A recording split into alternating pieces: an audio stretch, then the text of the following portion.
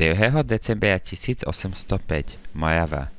Nad bojskom leží hustá hmla. Francúzske tábory sa tiahnu až po horizont. V priebehu niekoľkých hodín sa na bojsku stretne viac ako 150 000 mužov. Rakúsko-ruské sily proti Napoleónovej Grand Armée. Bitka, ktorá rozhodne o osude celej tretej koalície.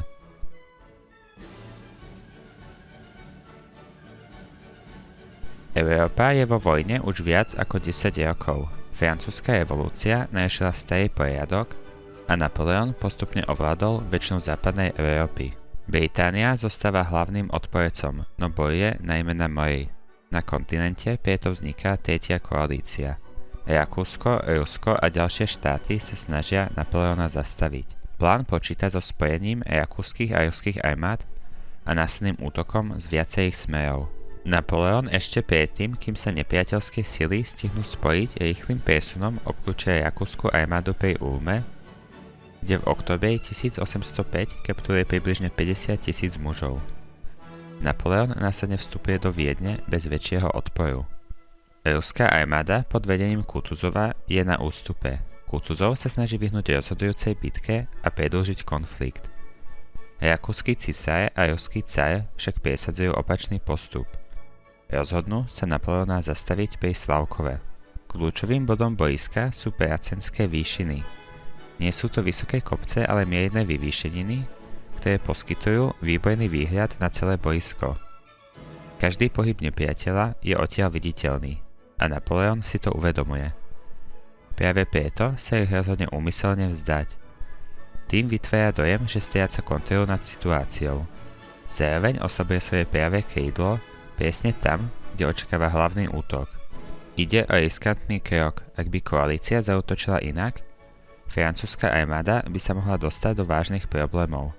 Napoleon však stavia na jednu vec, že nepriateľ urobí logické rozhodnutie. A presne to sa stane. Ráno 2. decembra sa koaličné vojska dávajú do pohybu.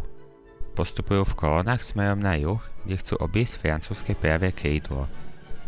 Ich cieľom je odrezať Napoleona od ústupu. Tento manéver však trvá. Jednotky sa presúvajú pomaly, terén je zložitý a koordinácia nie je ideálna. Napoleon zatiaľ drží svoje hlavné sily skryté a necháva nepriateľa, aby sa postupne rozťahoval po boisku. Keď sa hmla začne dvíhať, situácia sa mení. Viditeľnosť sa zlepšuje a Napoleon vidí, že jeho plán funguje. V tomto momente dáva rozkaz na útok. Francúzske jednotky postupujú na Pracenské výšiny. Ich postup je rýchly a koordinovaný, zatiaľ čo koaličné jednotky ešte nie sú pripravené. Boje na výšinách sú intenzívne a rýchlo prerastajú do stretov na krátku vzdialenosť. Francúzska pechota postupuje v líniách, ktoré umožňujú sústredenú paľbu a postupne získavajú prevahu.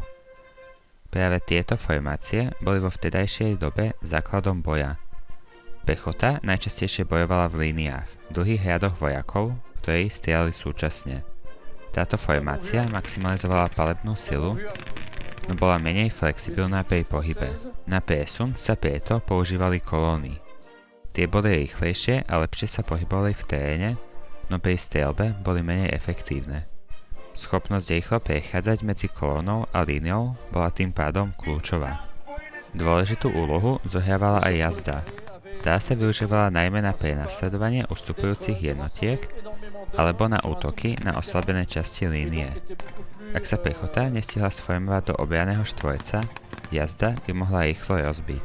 Ďalšiu dôležitú úlohu zohrávalo delostrelectvo, ktoré poskytovalo podporu z väčšej vzdialenosti. Delá rozbíjali formácie a vytvárali chaos ešte pred samotným stretom pechoty. Napoleon tieto prvky kombinoval veľmi efektívne. Pechota, jazda aj delostrelectvo spolupracovali ako jeden celok.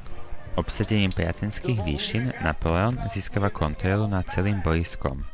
Z tejto pozície môže útočiť na sever aj na juh a postupne rozdielovať koaličné sily. Koaličná armáda sa tak dostáva do problémov. Jedna časť boje na juhu, zatiaľ čo druhá sa snaží reagovať na útok v strede. Komunikácia medzi nimi zároveň prestáva fungovať. Francúzske jednotky začínajú útočiť na jednotlivé časti koaličnej armády oddelené čo im dodáva zásadnú výhodu. Namiesto jedného silného protivníka tak čelia viacerým slabším skupinám. Situácia sa rýchlo zhoršuje. Koaličné vedenie nedokáže efektívne reagovať, rozkazy prichádzajú neskoro alebo vôbec, jednotky strácajú formácie a na boisku vzniká chaos. Koaličná armáda prestáva fungovať ako organizovaná sila a v priebehu niekoľkých hodín je bitka rozhodnutá.